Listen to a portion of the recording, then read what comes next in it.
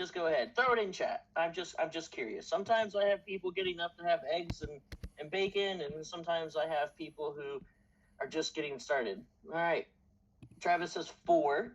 Okay, makes sense. West Coast. All right. I think the Travis might be the only one listening to me right now. Edgar's coming in from Bakersfield. Very cool. I wasn't too far. I was much closer to Bakersfield this weekend than I am right now. I actually taught a class out in Irvine this last weekend. So I'm based out of North Carolina. Kaylee coming in from Huntington Beach. We got Jason coming in from Long Island. Culver City. Stephanie said it at 6:30, so we're just... Wait, how could it be 6:30? San Diego. Mr. Ben, it's funny. Your last name is the name of my little cat that I have, and I ended up getting a tattoo of her this weekend in Huntington Beach. Crazy enough. Got Las Vegas, Cleveland. You know, Ronnie, I have to ask, where is Culver City? Because Culver City sounds like my wife's lunch. Because she loves Culver's, and we have one up the street. Kind of. The greatest thing about webinars is I can't tell if anyone's going to laugh at my jokes tonight. So, Marina Del Rey. Oh, okay. Towards LA. 1,600. You're making me do math, Edgar. Well, I just kind of wanted to thank you guys so much for coming and spending an hour with us. You know, Opus has worked pretty hard on getting some of these webinars out, and I love teaching you guys. It's one of my favorite things to do. You know, I also travel with WorldPack with Opus, and I teach, and you know, the silly thing is that while I love webinars, I do want to know if you guys are laughing at my jokes. So if you guys want to throw like a little haha in the chat, you know, it makes me feel great. How are you, Matt? Hey, I'm Mr. Mario. But today you're coming together to let's talk about Tesla's heat pump system. It is a, see, Brian's already got it. He's got a haha for me. The heat pump system is relatively new to Tesla. It isn't something that is new to the automotive industry. It's definitely not new to the HVAC community whatsoever. But it's done a little bit different with Tesla than it is from other manufacturers. So kind of stoked to get you guys out there and kind of, you know, label some of the components, talk about some component failures. We'll talk a little bit about maintenance and just those general items. What I do want to tell you, though, is after me, let's see if I can get this to work. Here we go. Hot dog. July 8th, we have a class coming up for Hyundai and Kia. Engine fundamentals. I can go ahead and tell you that the instructor who's teaching this, Christian, good friend of mine, hilarious, great guy. He's also one of the smartest technicians that I know, other than Brandon Matthews, who is also in here, making sure that you guys don't make fun of me too much. So make sure you sign up, just like this webinar. This one will be free as well. And it's just kind of going to go over everything that you need to know for the HKG 4-cylinder engine. So I haven't touched an engine in about 8 years. So I'll stick to my electric vehicles. And for tonight on the daily dose of what you're going to get, we're going to talk a little bit about what heat pumps are. I think we all pretty much have an understanding of it. We're going to talk about when Tesla actually introduced the heat pump and which model is circulating around with one. We're going to break down the components, proper ways to service the heat pump system. We're going to talk about a little bit of maintenance, and then we're going to also cover some common failures. Now, we don't go in line. This is not chronological whatsoever. They're all just going to be kind of sprinkled in as we go. So I think that I've given everybody just enough time for the tardy to the party people to get in here. A little swig of water. And let's get started. So, Mr. Peter von Rittinger in 1856 was really the first one who developed heat pump fundamentals. And what he was utilizing these fundamentals for were turning brine from salt mines to actual salt. And what he realized is that with a closed cylindrical vessel, he could utilize the steam coming out of these hot mines, throw it through a compressor, and then utilize a little bit of cold water to fluctuate the temperature and either overheat the brine so that the salt could dry, or if the brine was coming in at a little bit lower of a moisture content, he could add a little bit of cold water to bring that temperature down so that the salt solidified. And that's really at the heart of what we see with a heat pump. That's what it does. When we think about traditional air conditioning, we know that the refrigerant takes the heat from the evaporator, that takes the heat from all of the air inside of the cabin. It goes through, goes to the condenser, which then wipes the heat, and the refrigerant can go back and do it again. When we talk heat pumps, we talk about how we can reverse the flow so that we can send refrigerant to the condenser on colder days, and that refrigerant can pick up any little heat molecule that may be in the atmosphere. And even though it may be negative 17 degrees Celsius outside, I don't know what that is in Fahrenheit. I just thought Celsius made me sound just a smidge smarter. There are still heat particles in that atmosphere. So while it may not be much, there are some. And then we take whatever we can find, we throw it through an AC compressor, compress the refrigerant, that gets a little bit warmer, and then that's how we can introduce heat into the cabin. Oftentimes when I'm building these webinars, I think about it as explain it to me as simple as possible and then build up on the concept. And usually I have to do that work, that imagination, right? ChatGPT, it's my new best friend. So let's look, right? Explain how heat pumps work to me like I'm 5. Fantastic. It's like a magic sponge, you know? It can soak up warmth from one place and squeeze it out somewhere else. I mean, could we ask for a better description? In the winter, the magic sponge finds warmth outside. Once it soaks up the heat, it squeezes into your house and it makes you warm and cozy, you know? In the summer, the sponge flips around. It goes inside your house and it sucks in the heat from your cabin and it squeezes it outside to keep you cool. And when you think about heat pumps, I'm in North Carolina, which is considered a very humid southern state. We have used heat pumps in our household HVACs for forever. And that is exactly what we see. So what I like to kind of remind people is, like, back when I was a small child, my mom would have people over to play bridge in the garage, right? And we had one of those outside or window AC units. And as you're running around it, you can feel the heat being expelled from the backside of it. You run inside, that cold air is hitting you. Well, during the winter, if we were out there doing a woodworking project or something like that AC unit also was a heater. And if I ran around the garage in the same direction, the exhaust fumes coming out of the back of it was cold. Never really understood how it got that way. But when you think about the properties of refrigerant and what all it can do.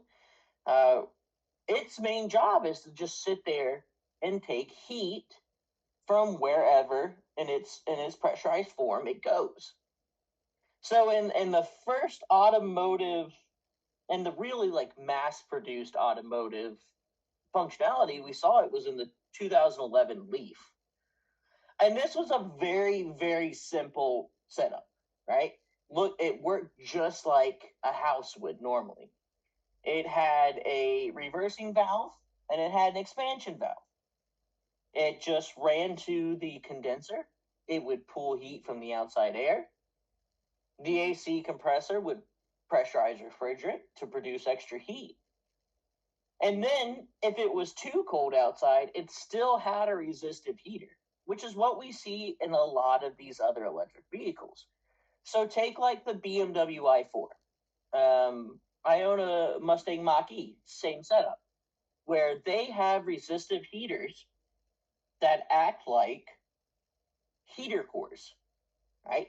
So it is high voltage that goes into a board of resistors, kind of like a candle warmer. You know, if you guys remember those from the day, you used to set a candle on a ceramic plate and it would warm up and you'd never have to light the candle. And it's the same situation, except for they have two ceramic plates that go into a bath of coolant.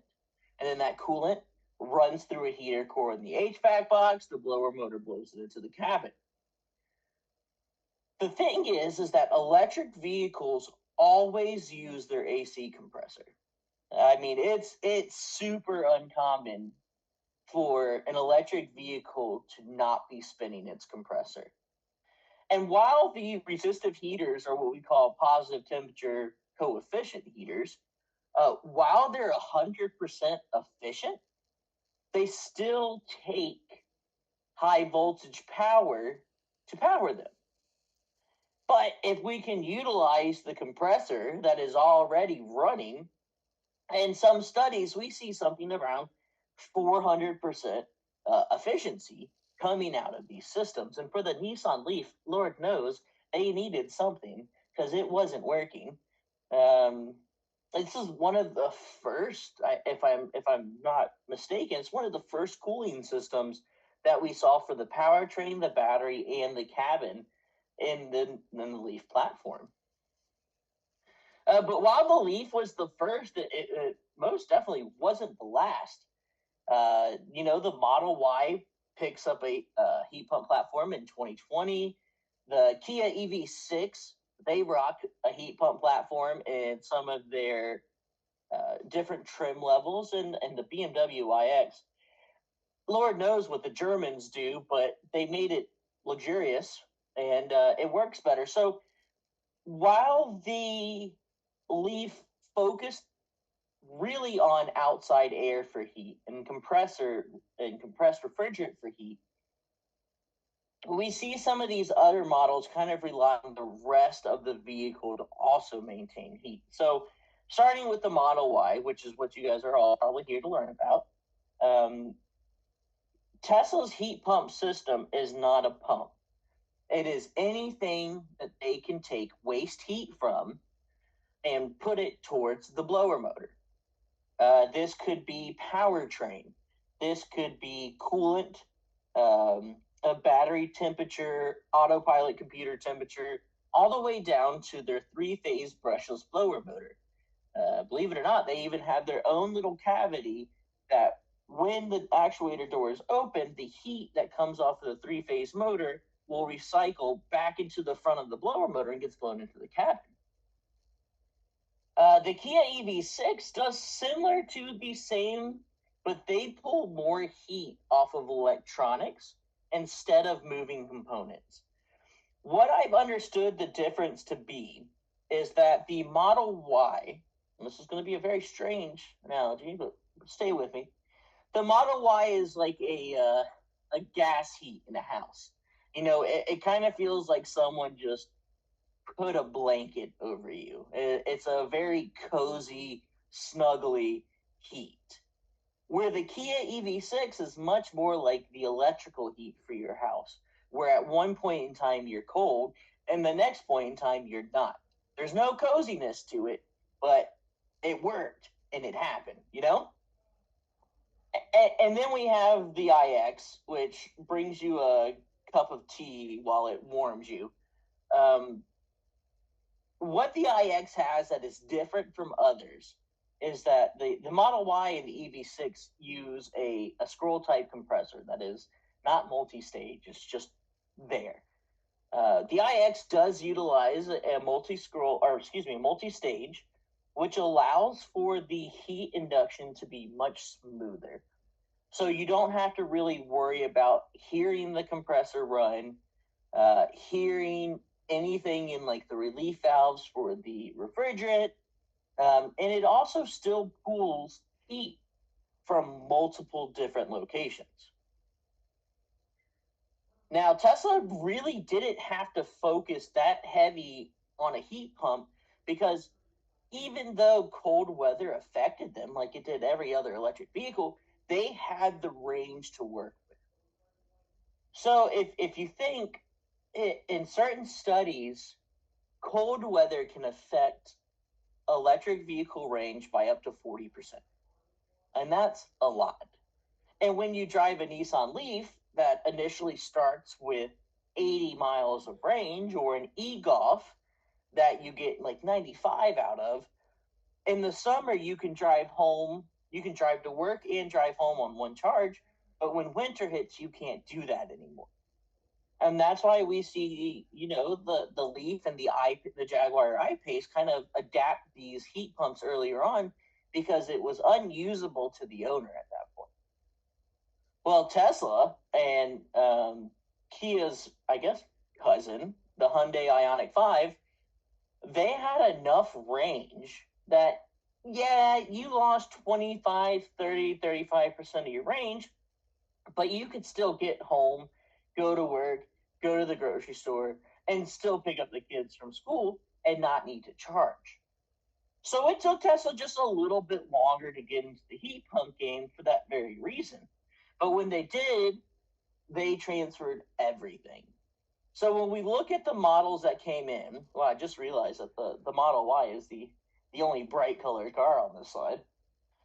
The Model Y has always had a heat pump. It was produced with one, and it still has one to this day. Now, the Model 3 didn't receive a heat pump until it went through its refresh in 2021. Same with the Model S and the Model X. When both of those went to the Palladium body style, that's when we see the introduction not only of the 16-volt lithium-ion battery, but also of a heat pump system. And then the Cybertruck has always been produced with a heat pump. Now, there are a couple of physical features that as you're walking out to the vehicle, it's very easy to identify if this is going to be a heat pump or if it's not. And if it's not a heat pump, it's just a very conventional refrigerant system. You're going to have a condenser, an evaporator, an AC compressor, a desiccant bag. I mean, it's nothing different than what we're used to, except for instead of the compressor being belt driven, it's high voltage driven. So to start with like the Model 3s, if you walk out, let's see if I got a handy dandy laser. You can see how all of this trim is chrome.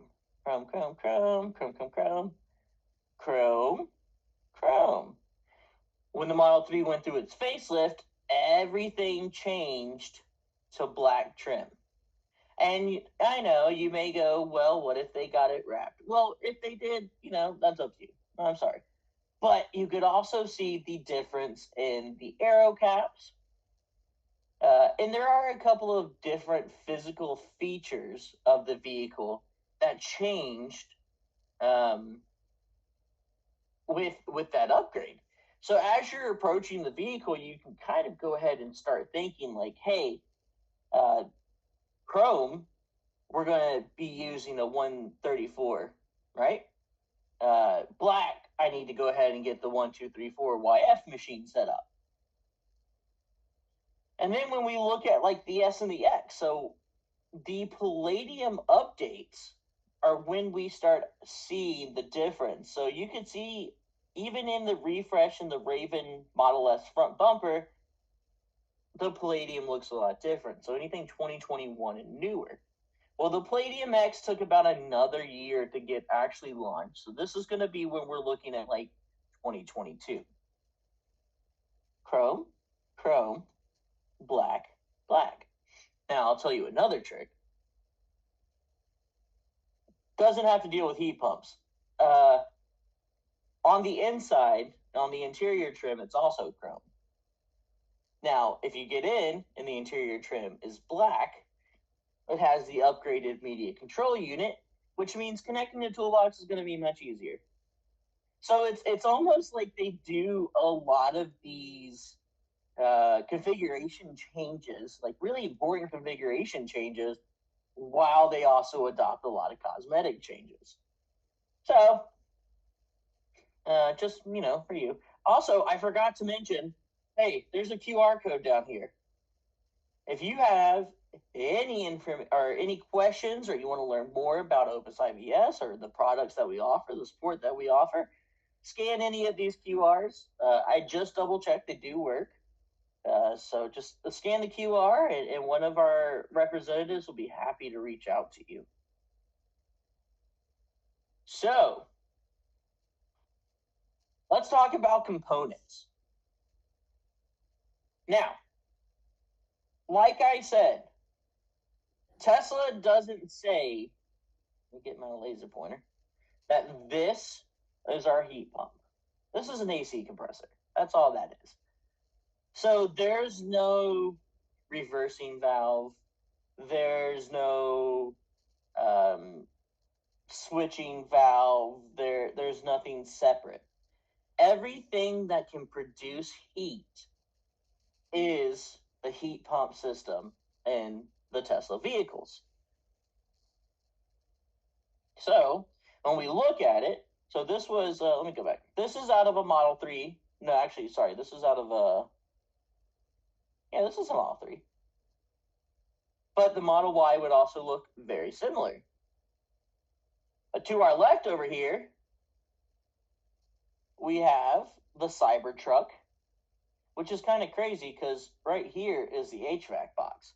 It's almost like working on those old box trucks that you like pick up the center console and the motor is right there. Same thing, but on the outside. Like this is your cabin filter right here. And then over here is Palladium Model S, but the Model X is going to be extremely similar. Now, they look a little bit different, but if you look at the 3 and the Y and the S and the X, they're very similar. The Cybertruck, of course, it's got to be a little bit different, So, I think we kind of get started with the real powerhouse of the heat pump system, right? Which is going to be the AC compressor. Massive things. Now, the only thing that you can't see is the rubber and styrofoam shrouding that goes in between these. These also will have little rubber mounts that these sit in to kind of reduce vibrations, noise, harshness, all of that good stuff. This guy right over here for the Cybertruck is a 1,000 volt system, while what we see for the 3Y, S, and X is going to be a 250 volt system. Either way, they're both variable scroll type AC compressors. So these little boxes right here on that side and on this side are inverters because we're taking in DC power. So we've got these two inverters. We change up the energy. And then what we see is an RPM range of somewhere between 2,500 to 11,000, which seems crazy, but 11,000 RPMs isn't that unusual to see out of these compressors. And you have to remember that we're using these compressors to cool the cabin, the powertrain, and the high voltage battery. With that being said, they have a lot of undue stress upon them. And with them being a variable scroll, they are kind of weak, unfortunately, which does lead to damage. Now, they were having catastrophic failures of the AC compressor very early on, even before they came out of warranty. Really, what it seems to be is fatigue on the system. Elon did post a tweet. He came out and he said, hey, the reason for all of our compressor failure is because one of our expansion valves is allowing way too much pressure to actually enter into our AC compressors, or is requesting way too much pressure. So his fix was a recalibration, which of course was just an online software reinstall.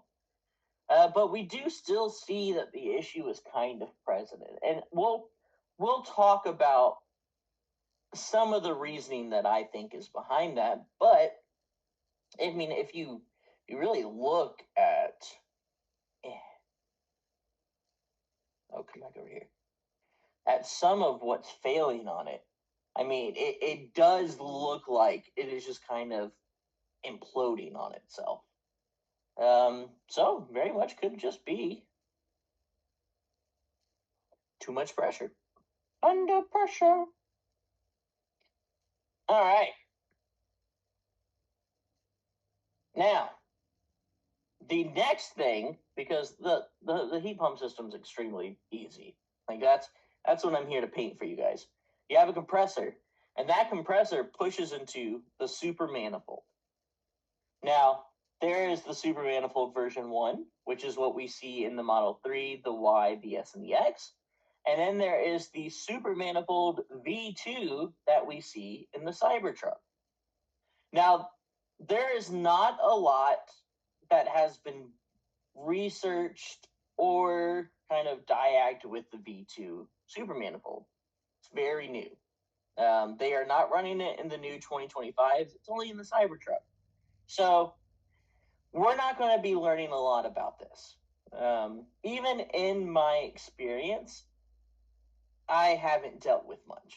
I mean, everything's been kind of really close to the hip over there at Tesla, and everything that's warranty is just immediately brought in, so we don't really see much of it. But what we are going to talk about is the Super Manifold V1, because this is what you guys are going to be dealing with. Now, when we start naming off components, the first one that we talk about is the liquid-cooled condenser. Now, the liquid-cooled condenser is important because there is no longer a condenser in the front of the vehicle. There is this guy, and then there is a condenser inside of the HVAC box in the cabin. Now, what this guy is used for, obviously, it's to take heat away from the refrigerant during normal AC use. Instead of using air, we just use coolant, because coolant kind of has the same heat intrusion properties that we see with refrigerant. The other cool thing about this is we can kind of flip sides, and when the battery is cold or the cabin is cold, we could take warm coolant that is coming off of the powertrain or coming out of the radiator, and we can use that to push heat into the refrigerant that we are sending to the condenser.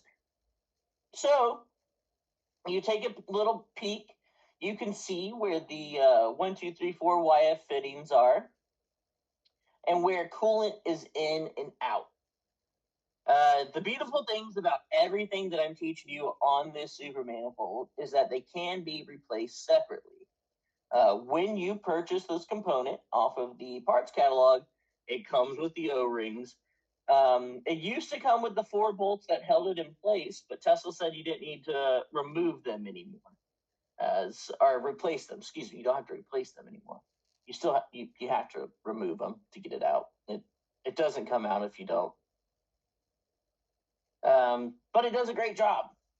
And the second little boxy thing that we have on the V1 manifold is our battery chiller.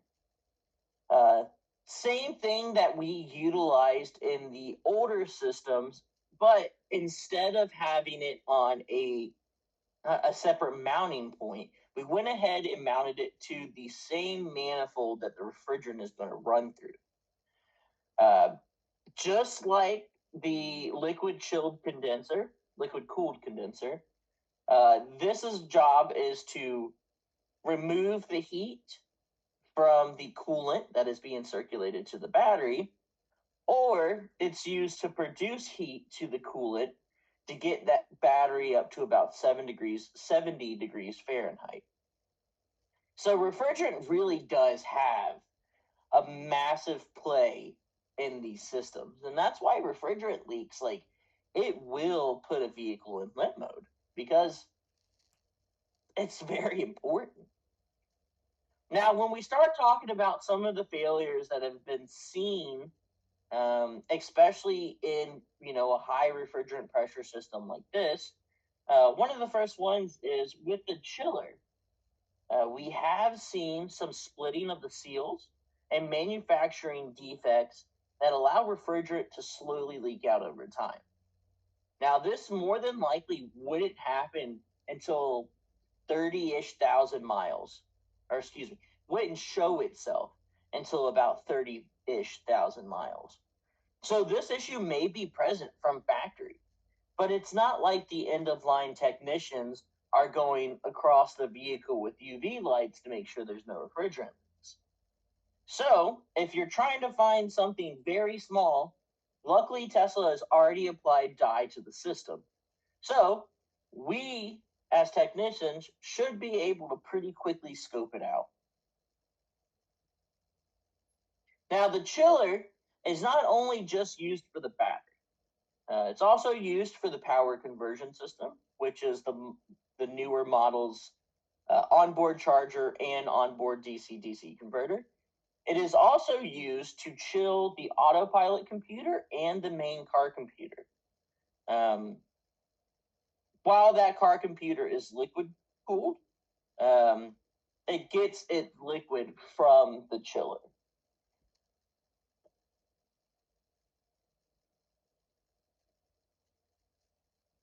Next up, we have the receiver dryer, or the accumulator is what Tesla calls it, of course, why not? Really, what the most important part of the receiver dryer is that it holds our desiccant bag. In the V2, it's a very easy desiccant bag cartridge. In the V1, it's the same. It is not like it is a loose bag with a cap. It comes out as a full cartridge. Not only that, but it also has two non-serviceable filters on top and bottom of the desiccant bag, and it also holds all of the excess refrigerant.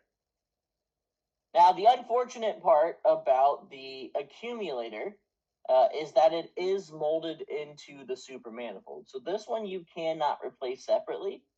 You would have to actually get the full manifold to get everything replaced if you saw a crack or something in it.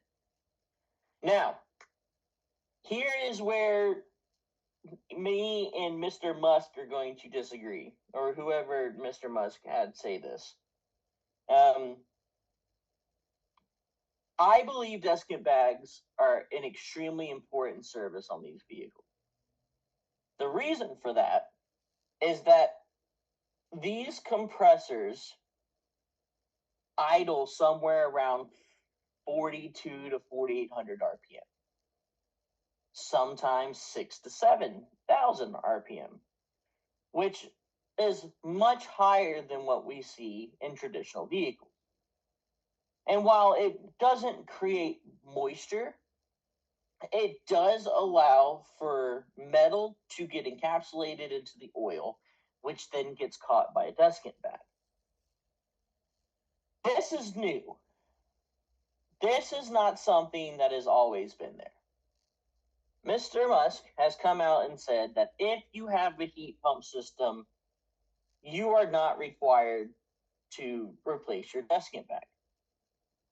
Now, these little twos right here, it says, well, if you don't have a desiccant bag, or excuse me, if you don't have a heat pump, you got to replace that skid bag.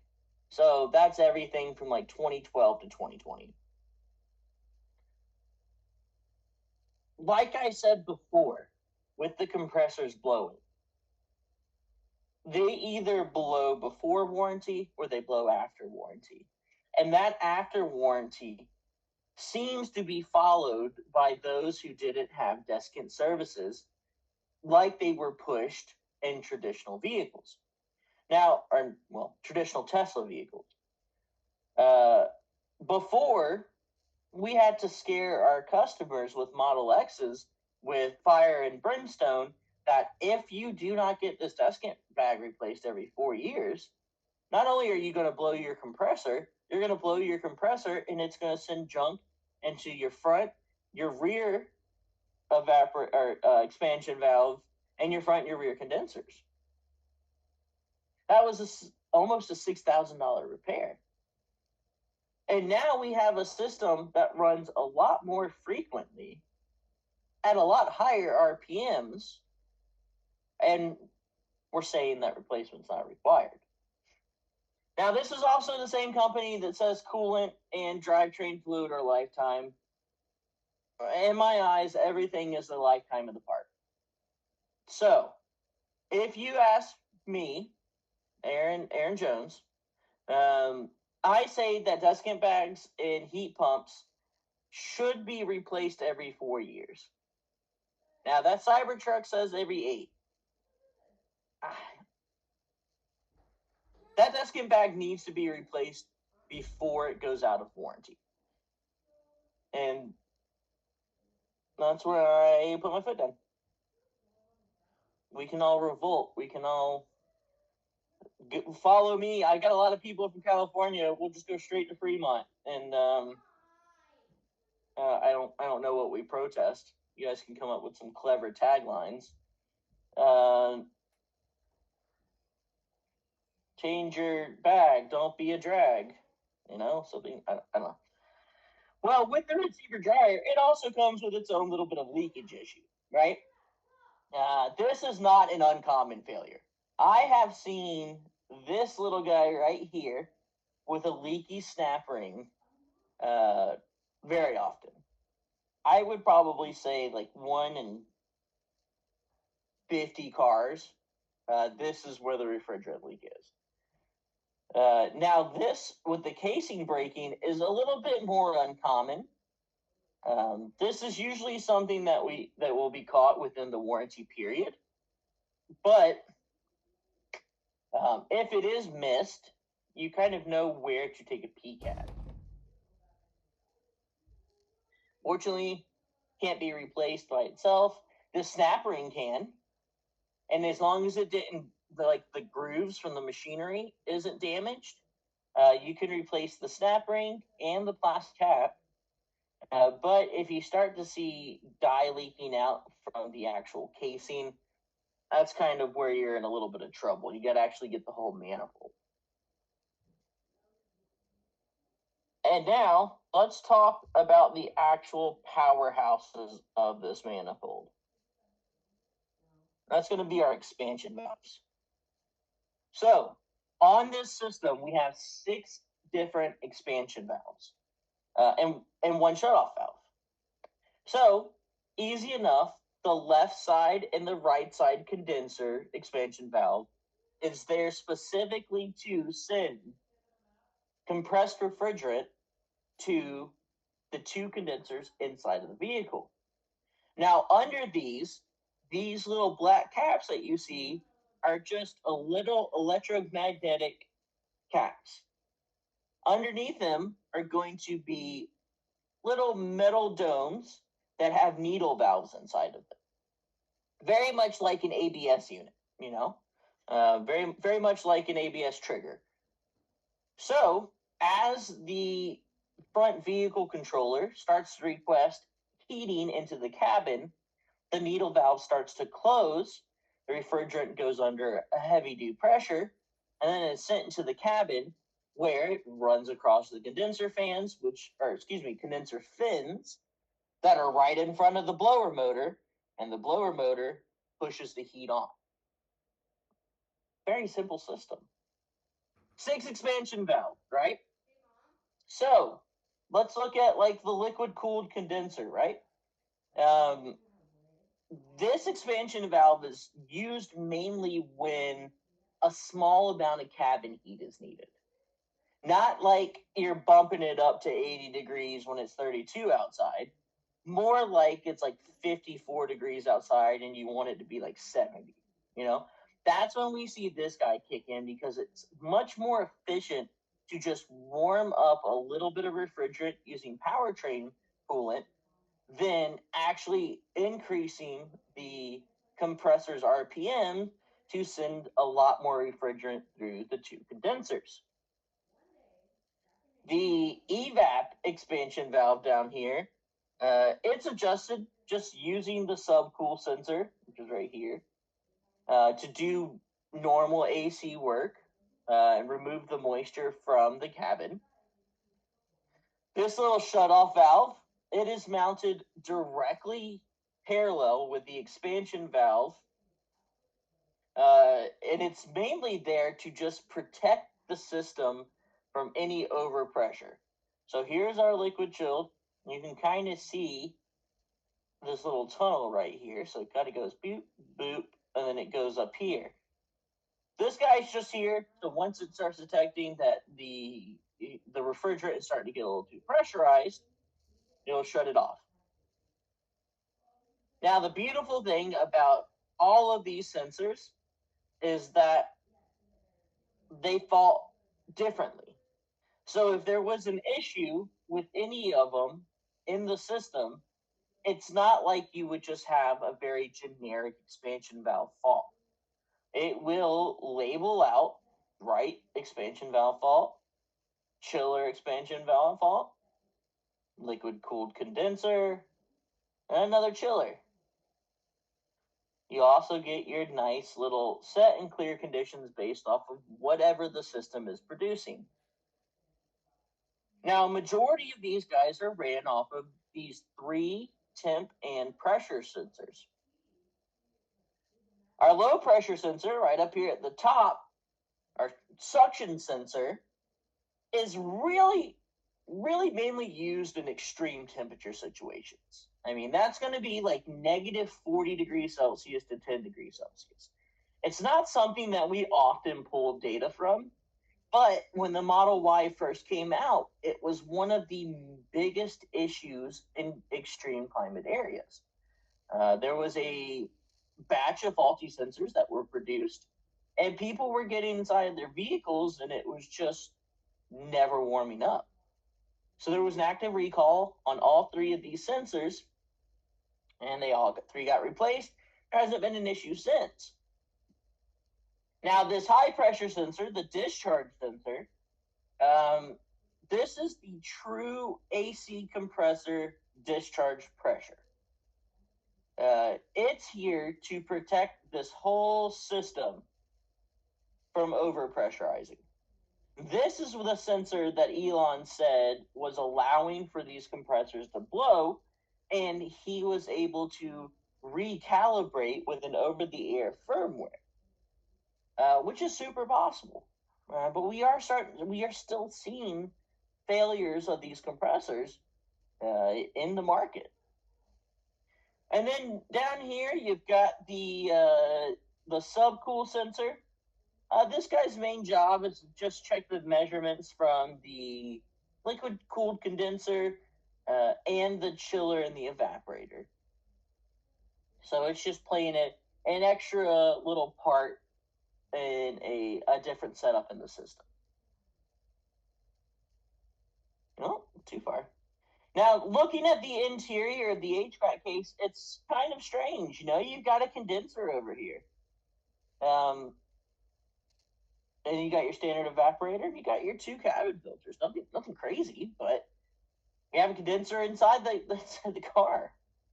But that is what dissipates the heat behind or in front of the blower motor that then sends it into the cabin. Now, on the back side of the super manifold, you have the coolant manifold.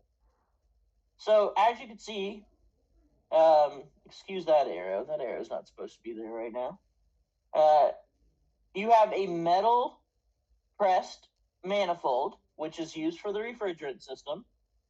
And then bolted to it, you have a plastic system, which is your coolant manifold.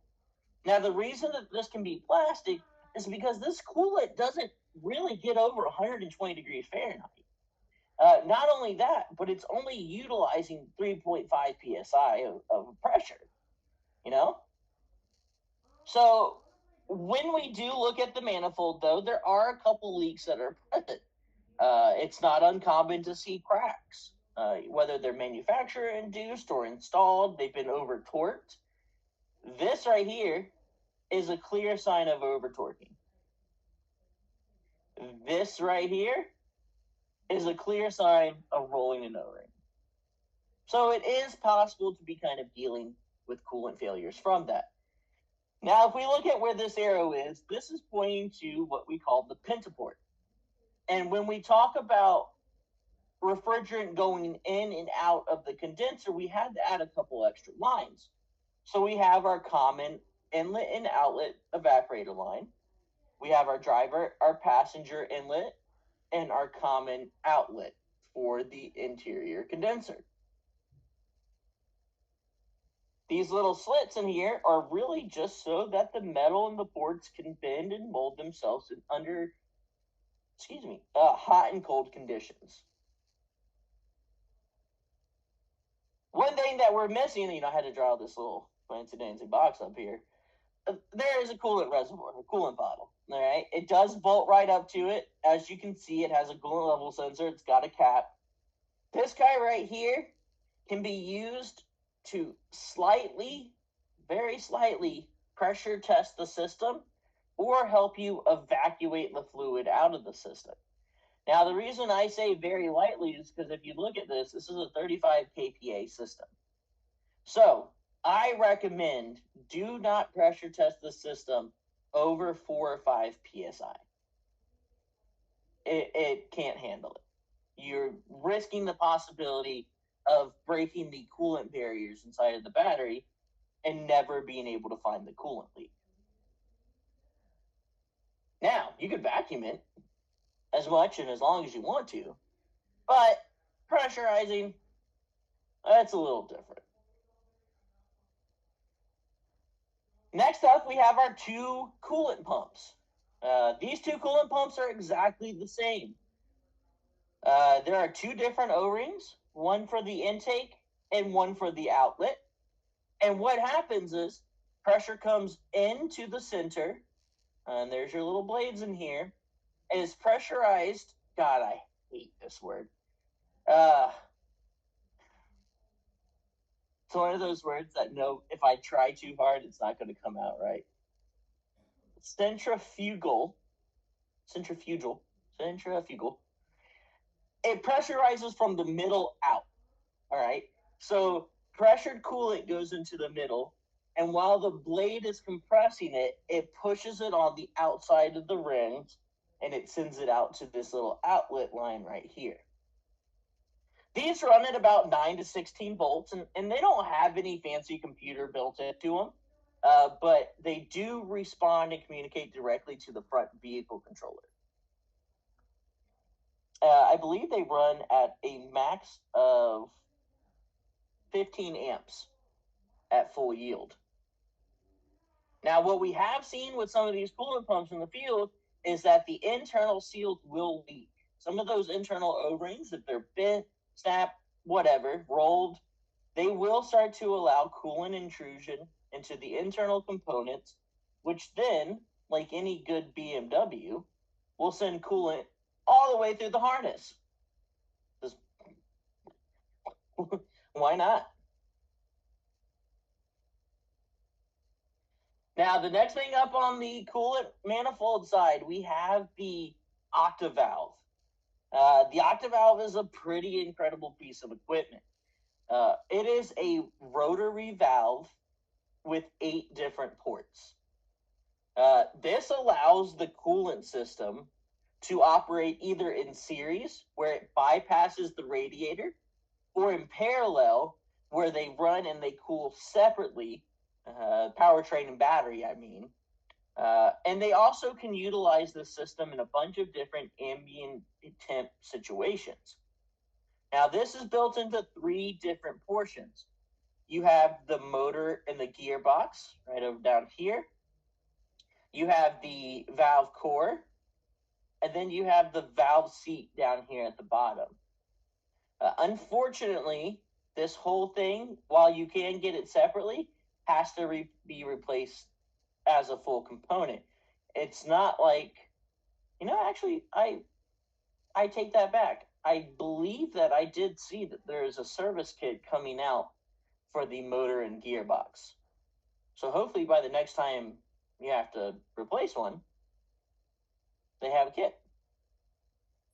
And we don't really see much happening with it. I mean, it does leak. Yeah. Destroys connectors. But anything that holds coolant will leak eventually. And now, heat pump systems still utilize a radiator, but it's just not used as often. The radiator is specifically used for powertrain cooling, especially in colder climates. While the super manifold is spending all of its time warming the battery and the autopilot computer, the powertrain is already hot. Like it doesn't need to be cooled off. So that is when we utilize the radiator to still cool off the coolant and also separate some of that warm coolant so that we can utilize it for the battery. Now, this heat pump system, it does come with its own set, but it's not because it's a heat pump. It comes with its own set of fluid and gas, right? So, Tesla's use G48. Nothing crazy. Now, if you look into the service instruction, there is a pink coolant it should use, but G48 is used in a majority of the situations. They also utilize a PO oil, and that is just because it's a high voltage vehicle. Most high voltage vehicles want to use the lowest conductive oil that they can find on the market. And of course, that awful 1234YF that takes 75 hours to evacuate and recharge is in the system. Now, talking about evacuation and recharge, there are very specific ways that this has to happen. As you can see, when you evacuate the system, you have a refrigerant system lockout, and then you have a refrigerant not commissioned after recharging the vehicle. And the reason for that is that you have 6 expansion valves. If these aren't fully open, you're only pulling refrigerant from about these 2. When the recall came out for these 3 sensors, I always knew when my techs didn't read the service instructions, because they would go, these 2 would come out just fine after they evacuated the system. But you could always hear the and then you see the tech's head pick up real quick, look around to see if anyone saw, and then go back to it. So, if we don't open these valves before completing evacuation recharge, we do not evacuate the system correctly. And a lot of times, especially at auction houses, we see that not happening correctly, them going, oh, it just had a leak, no big deal. And then when it arrives on your lot, right, let's blow it up. So, how do we do it properly? We have to put the vehicle in thermal fill mode. And we can do this using service mode, or we can do it using Toolbox. I prefer Toolbox, which is Tesla's Diag software, only because sometimes service mode can be a little funky. Now, if service mode is acting normal and great for you, go ahead and do it there. Well, it saves you the cost of having to buy the subscription. But also, if you're an Opus customer, just throw me a ticket. I'll take care of it for you. After it's in fill mode, go ahead and begin your AC evacuation and recovery. Do whatever you're doing to the system, whether it's replacing a desiccant bag or a component or anything like that. Do your vacuum decay test and your oil injection. Now, I put oil injection on your AC machine. Tesla actually doesn't want you to use the air conditioning unit to inject oil. They want you to use an actual syringe injector, not a syringe, but and if you're trying to decide if you need to put oil in it, really it matters in how many grams or milliliters you remove. More than likely, on just a normal evac recharge, you're not taking out enough that you have to worry too much. But if you do start removing, there are tables in the service instructions that walk you through how much you need to put back in there. So 90 needs 105, 80 needs 92. And if you ask me, why is this so different? I can't tell you. I'm guessing it's they're basing it off of the wasted oil and what's still in the line potentially. But when we come over here and we actually look at what component has been removed, is where it makes just a little bit more sense.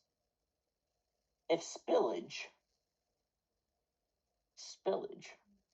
Now, after we've done that, go ahead and recharge your system. Once the system is recharged, select Stop Thermal Fill and Drain. This will either be on your toolbox or your service mode, however you did it.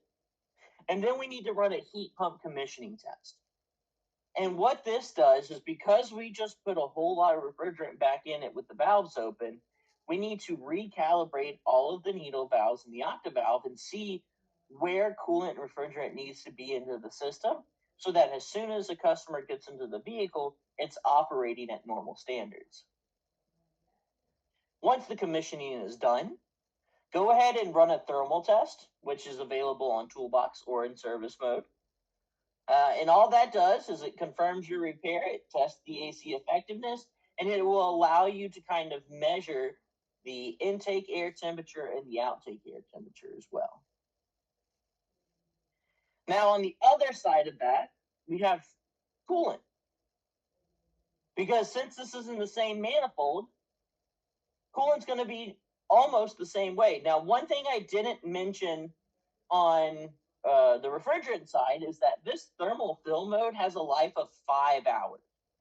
So let's say that you evacuated everything, you removed the compressor, and you're not getting the compressor for 2 days. If you put a new compressor back in it and then go to charge the system, the valves will close back. So if you're going to be working on the vehicle for more than 5 hours, just make sure that you go back in there and you reopen everything. Now, it's important to disconnect the 12-volt battery at this point, because once you start draining coolant, the pumps are going to run at 100% because they think that there is a thermal issue. We're going to disconnect a powertrain coolant line, preferably one towards the rear end of the vehicle, and the battery return line.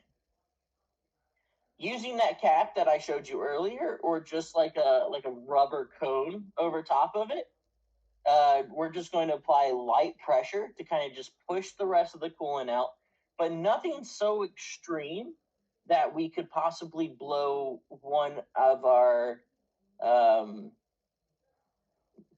internal battery lines, or any of our little horseshoe clamps that we're using.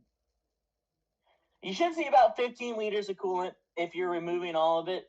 If you're not removing all of it, of course you can see a little bit less. Vacuum bleed the system, and then run a couple of coolant purges using Toolbox or service mode.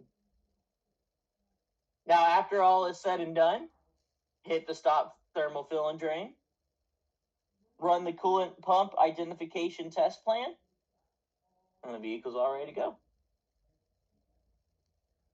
And guys, ladies, gents, That's all I really have for you. Now, one thing I want to remind you is that Hyundai Kia, we have another webinar coming up Tuesday, July 8th, hosted by my good friend, Mr. Christian.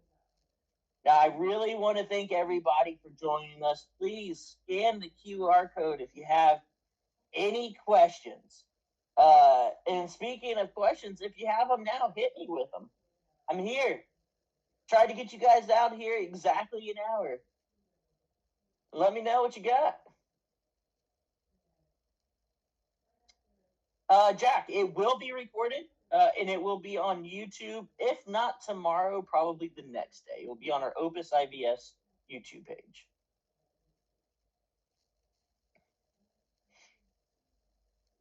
Thanks for coming, Christopher. Thanks for coming, Jack.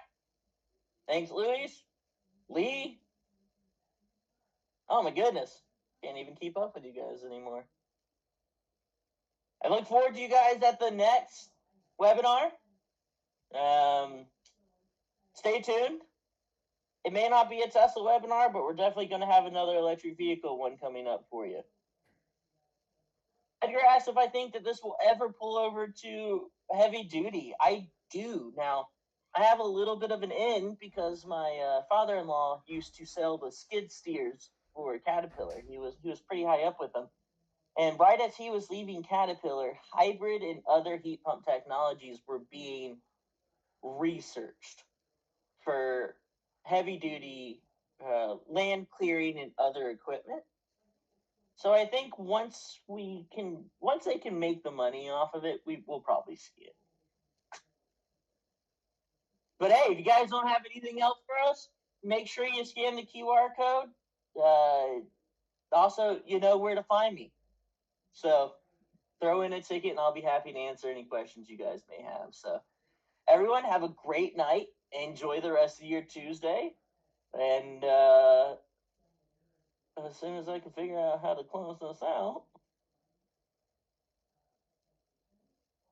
Brandon's going to take care of it for me. Wait.